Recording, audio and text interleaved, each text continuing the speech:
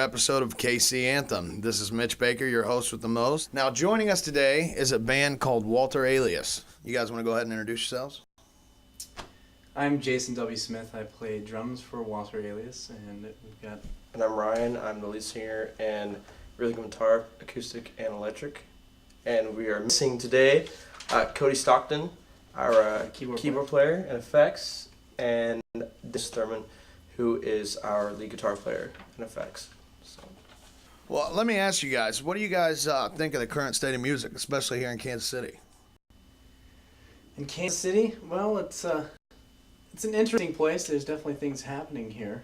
I'd like for the music scene in general to be a bit more united. It seems a bit competitive at times. There's a bit of separation, but there are definitely some really, really good bands and all genres of music that are going on around town.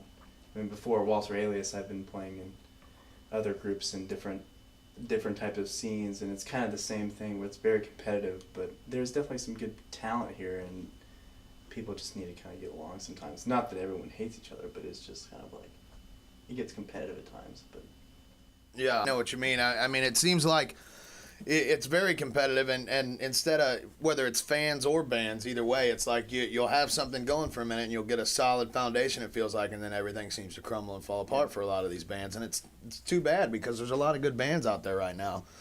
A lot of bands that need to be heard more. Well, you guys are one of them. It's interesting. I mean, like, the local music scene around town, I mean, it goes through phases. Right now, there's a lot of up-and-coming groups that are around, and you know, fans do support, but it's again one of those things where it's tied into which venues, you know, book whatever bands, and sometimes you don't know if you're going to go see it. As far as live music, when people go out and see bands, you want to go out and you'll see a good band, but sometimes you don't, and so the audience here at times can be a bit apathetic, and sometimes they're not. I mean, there's very specific bands that people support very well, and then other bands that are really, really good that don't get as much support. Yeah. You guys have the name Alias. Where'd you guys come up with that?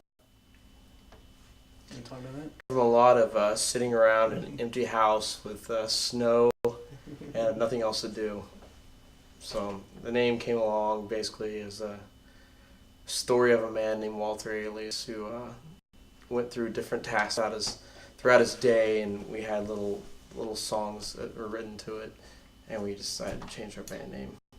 It was initially this band was formed out of Alias was a project that started back in 2002, and I had known Ryan for a really long time, and we were both from the same town, and